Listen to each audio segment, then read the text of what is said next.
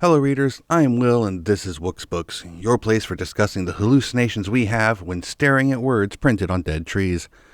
This week, our first book club discussion.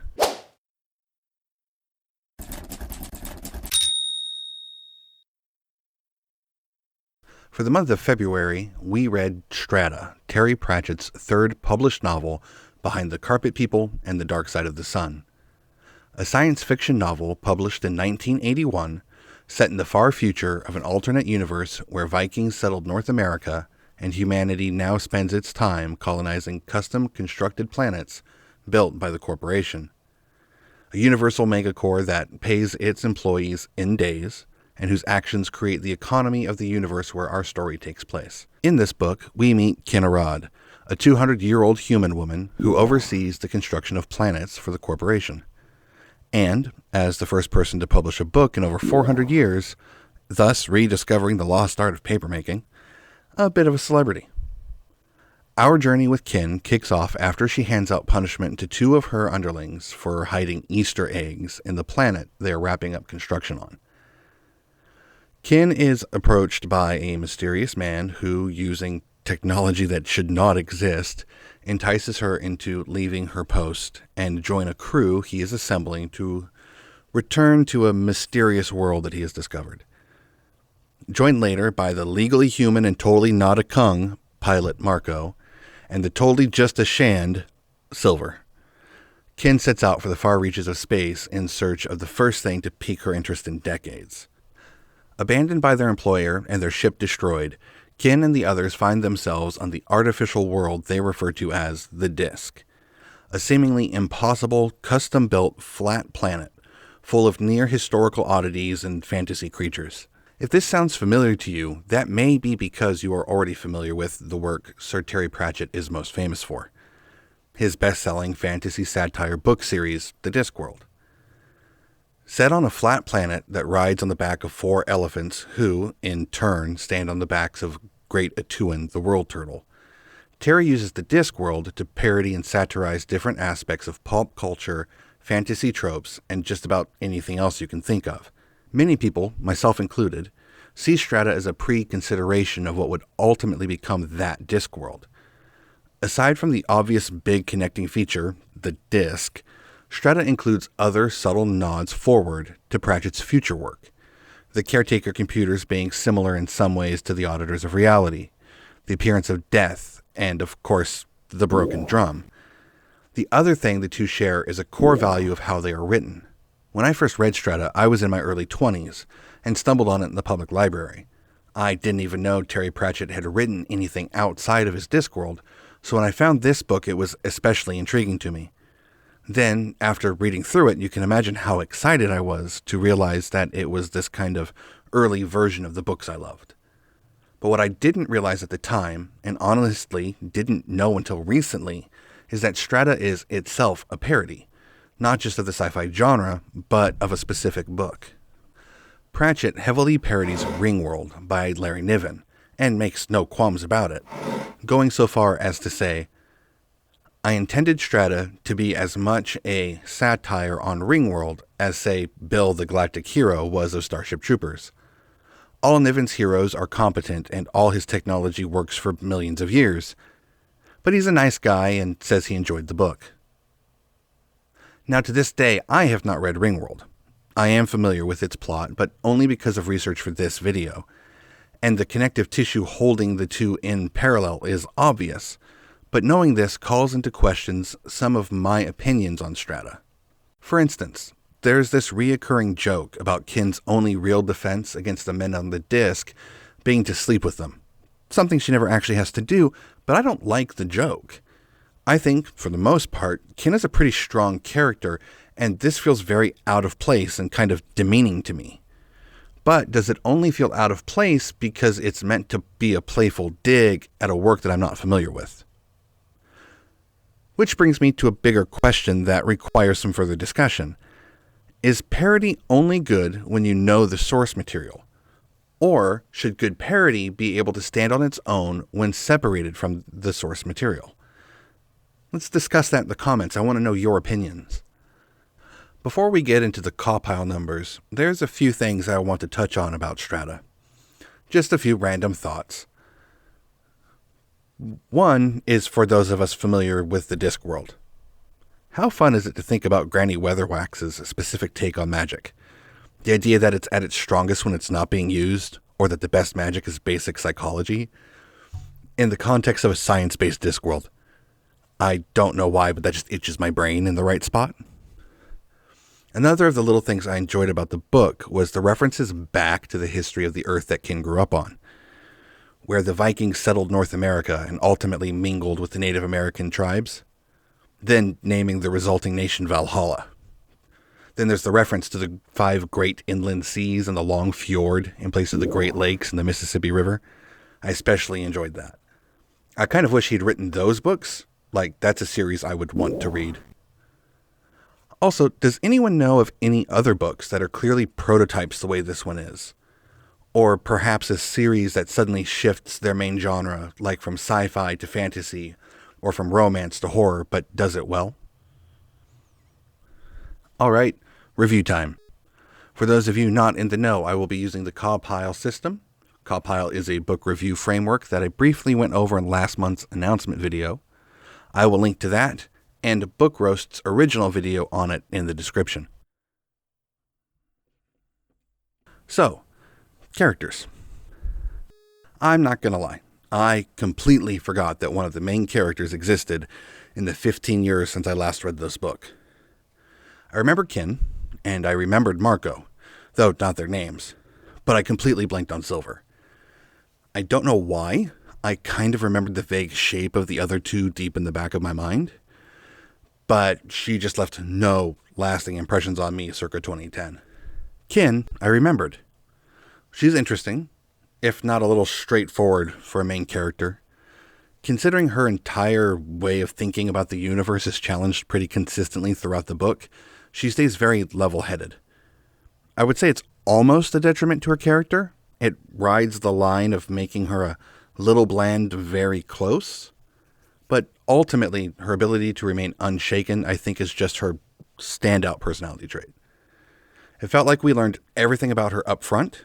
She was well established long before we arrived on the disc. And because of that, her time there doesn't feel transformative until the very end of the book. Don't get me wrong, she has a lot to do throughout the story, more of it naked than I remembered. It's just that the story is bookended by her arc. Margot, I mostly remembered as a sort of parody on the green aliens from Edgar Rice Burroughs' Barsoom books, which I read right after Strata in the way back. And in a way, I guess that still sticks. His people being kind of violent and paranoid, that tracks with the Green Martians. They're both four-armed, tall green creatures. Both have a shoot first, ask questions after it stops twitching kind of outlook on life, which can be fun if it wasn't so inconsistent. Marco comes off as very two-note. If he wasn't trying to be human, to the point of being annoying about it, he was just being a one-note barbarian character, highlighted by moments of technobabble. And I just didn't find the juxtaposition all that interesting. Though, sadly, in a way, his decision to embrace his inner Kung and throw away his human upbringing is the closest thing we get to a solid character arc. I didn't remember Silver from my first read-through at all, and honestly kept expecting her to be abandoned or killed off because of it. I was surprised when the giant tusked bear creature made it to the end of the book, despite her obviously immense intellect. All in all, I thought she was a more well-rounded character than Margot, even if she doesn't go through any real character arc either. Which, considering her falling into a hunger-induced madness and trying to kill her friends, says a lot about either the hold she has on her self-image or the lack of change the characters really go through. I did feel she was more fleshed out than Marco, and the consistency of her character throughout probably helped with that a lot. Her insights into the relationships between the aliens, especially later in the book, were a highlight of her character as well. Characters for Strata, for me, get a 4 out of 10. Not Pratchett's best work, but he had 40 plus more books ahead of him to work on that. Strata's atmosphere is solid. Our time and space is probably the least descriptive of the settings, and with a single exception, I had no problem seeing the characters move through that part of the world. The exception being Line Top on Kung. For some reason, I just had a hard time picturing the surroundings and the vibe of the place as anything more than a generic space station. Something straight out of Babylon 5 or Deep Space Nine. I didn't have that issue anywhere else in the story. I could easily visualize not only the surroundings, but the way everyone moved through the space and the overall feel of the places they visited, as well as the primary and secondary characters. Ken, Marco, and Silver were easy to visualize, and Pratchett's descriptions of the secondary characters were excellent. 8 out of 10. As always, Terry Pratchett does a great job of keeping his story moving at pace. He keeps his descriptions short and punchy, allowing his sense of humor through when appropriate. His economical use of words and avoidance of purple prose is something I enjoy in his writing. We're never bogged down by too many words, and the balance of description and dialogue was fitting for the story. That having been said, it felt lacking. I'm used to a more polished version of this specific writer's style, and even though it is neat to see the style's origins, and is still better than anything I am writing at the moment, it still feels like something is missing. I probably wouldn't think that if I wasn't so familiar with his later works, but I have to include it simply because it is how I see this work. Also, I'm not sure if this is an issue with Terry's writing, or just the formatting of this particular paperback, because I've never noticed it in any of his other works, but there were times when we would jump scenes without any indication, or a small time jump would happen in the next paragraph without anything to space it out from the previous one. And the kind of jarring effect would pop me out of the story for a second. It was pretty inconsistent, though. I'm not going to count that against the writing because I don't know if that's Pratchett or the formatter. So writing, it gets a 5 out of 10. The plot, at its core, is a pretty straightforward travelogue, whose framework the parody, sci-fi, and fantasy elements are hung from. It's well-paced, without any one scene or section seeming to drag on or get boring. Plot points weren't left to linger for long, as they were mostly resolved as the group moved on to their next destination. As I've read it before, it didn't really hold many surprises, especially as The Color of Magic is a similar romp across the fantasy version of this world, and I've read that a few times. It didn't leave me wanting more. I didn't feel I needed to see what came next for these characters, but I never felt like I needed to be put out of my misery. 6 out of 10. I never really found myself yearning to return to the book, nor did I find it particularly full of twists, but I think that's really because for me it's a reread. But once I picked it up again, I was happy to spend some time with Ken and the others. My attention stayed pretty well locked onto the book. I kept finding myself putting off taking notes for an extra page here and there. 5 out of 10. Ken, Marco, and Silver all had one pretty clear goal, and that was to get off the disc safely. Secondary to that was satiating their curiosities about the flat world's existence, and everything they did worked in service of reaching one of the two. The world building is well balanced, especially when you consider we really had two separate worlds we needed to experience for the story to work. Both the disc and the greater universe. Everything works within the logic of the world as it is presented in the book. But the disc itself is supposed to break the logic of the universe that Ken, Silver, and Marco live in.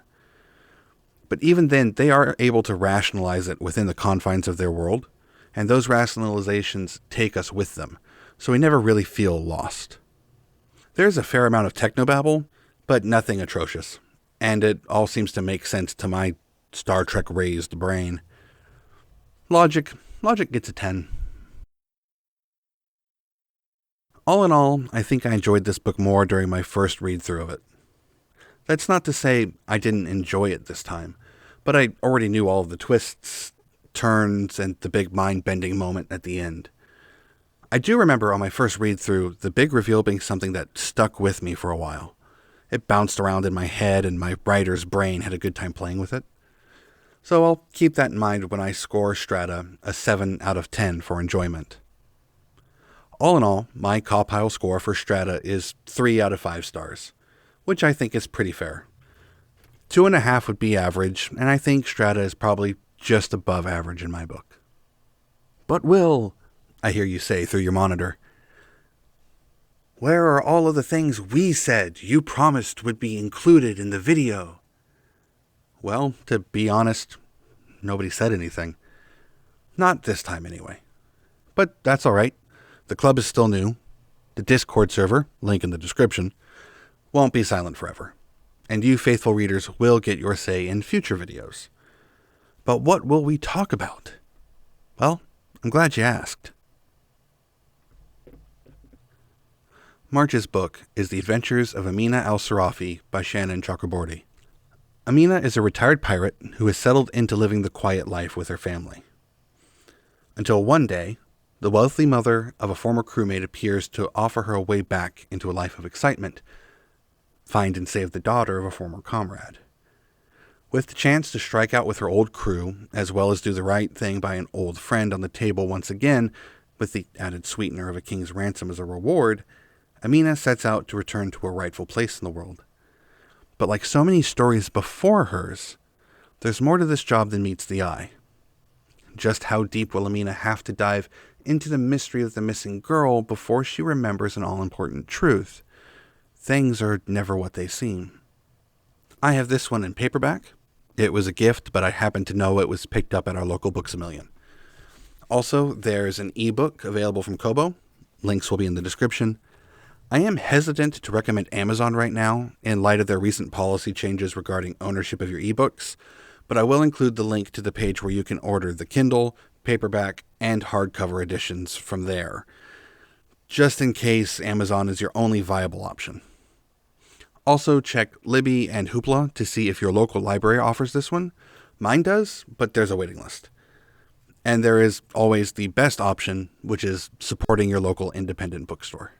The Adventures of Amina al-Sarafi will be my first time reading a work by Shannon Chakraborty, and after a reread last month, I'm looking forward to something new. I'm also looking forward to hearing all of your opinions, thoughts, and feelings on this one. So head on over to the Wooksbooks Discord to get in on the discussion. The link's in the description. Or go ahead and start in on the comments of this video. Real quick, subscribe here. Last month's announcement video with this year's book club list is here. And last week's Liam is here. Now, most importantly, go enjoy a book.